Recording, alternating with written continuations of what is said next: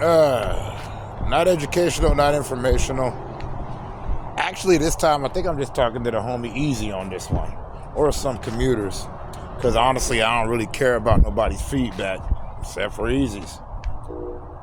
Anyways, yeah, I've been watching a lot of remakes lately. I've been watching a lot of originals. I watched shot for shot originals. Can't believe I whistled when I said that, but whatever. Don't care. And sometimes I prefer the original ending. Sometimes I prefer the remake ending. It really depends on a case-by-case basis. And that's only because there's a lot of nuance to me personally when I watch a movie. It's like when I watch horror films and, you got your bleak ending, they remake it, and it's kind of like a semi-positive ending. And I don't really be having a problem with it. And people are like, oh, what is it with this happy ending and this need to be heroic? I'm like, I don't know. What is it with your need for everything to be this fatalistic realism? What's that about? Everything needs to be horrible. And I don't know. I think the people there's like two types of people that love horror movies. Well, there's more, but I'm just going to go with these two. There is the type that love the horror, that don't have to deal with anything, that never had to deal with the actual horrors of life. Or they think that they do, but they don't. And then there's people whose life is kind of a nightmare. But, the world ain't scary enough for you, so you already go to these horror films. And you want it to end negatively, cool. It's your art. It's your project. I get it. Which is why I want this. Because on here, I don't criticize nobody for that. However you view it, that's how you view it. It's not my job to sit up here and talk mess to you. But, I don't know. Because there ain't no real satisfaction for the people anyway. Sometimes you get a remake that's done shot for shot, bit by bit, just different actors. And you still hate on it. I can think of a few movies. Y'all can think of a few movies. I'm not here to cite examples. I'm just here to talk nonsense because, honestly, I don't really got nothing going on at this current juncture. It's kind of my day off from work. I don't feel like live streaming because every time I do, I don't really have a subject I want to get on. But since I've been getting flooded with all these ending explains and yada, yada, yada, yada, yada, yada, all today, I see lots of critical pieces. I'm not a critic because I can see both sides of every argument of it. I guess technically I am one because I get real critical of critics because most of the time I'm like, you're a critic.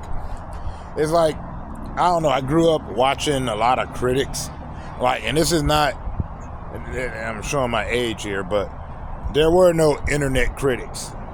You had your movie critics and your TV guides and on your TV shows. You had Siskel and Ebert and you had Gene Shalit, you had Leonard Maltin. So you'd have people that kind of were. But at the same time, like I said before, I can't really trust a critic to tell me if a movie's good or not, because half the time when a critic makes a movie, it doesn't fare well. It's like that put up or shut up moment. And half the time it doesn't end like that old joke where a dude's on the thing doing an impersonation and then the guy he's impersonating goes up on stage and upstages him, yada yada. People like what they like, they're going to like what they like. If they prefer this ending, then they prefer that ending. If they don't prefer that ending, then they don't prefer that ending. Like me, I used to be an advocate against remakes, but then I think to myself, remakes aren't bad, only on the grounds that it makes me want to watch the original. So at least I got something to compare and contrast. Sometimes I prefer the original. Sometimes I prefer the ending of the remake. It really is case-by-case basis.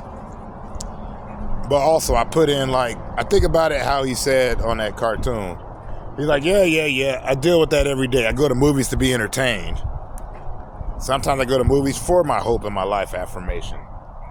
Yeah, everything's bleak, but it's weird because it's like a guy that's telling me that life is bleak is a guy that got the money needed to make a movie.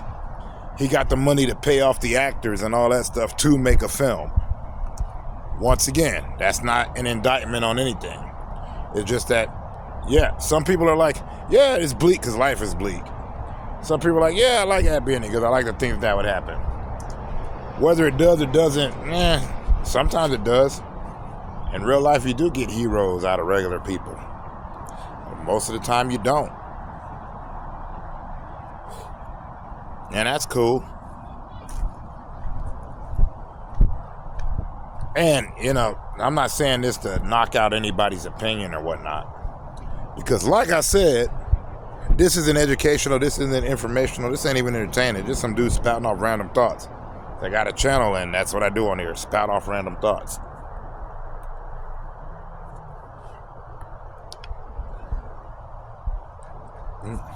Sometimes I like horror with a happy ending. Sometimes I like horror with an ending that's bleak and dark so that I can see the sequel.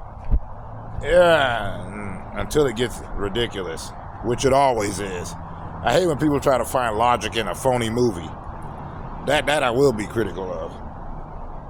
Like, I remember my friend, we were talking about, X-Men 2, and they're like, they got plastic guns and plastic blah, blah, and I'm just sitting there going, it's a movie about people with magical power, with, mutant powers, superpowers, magical, phony powers, however you want to put it.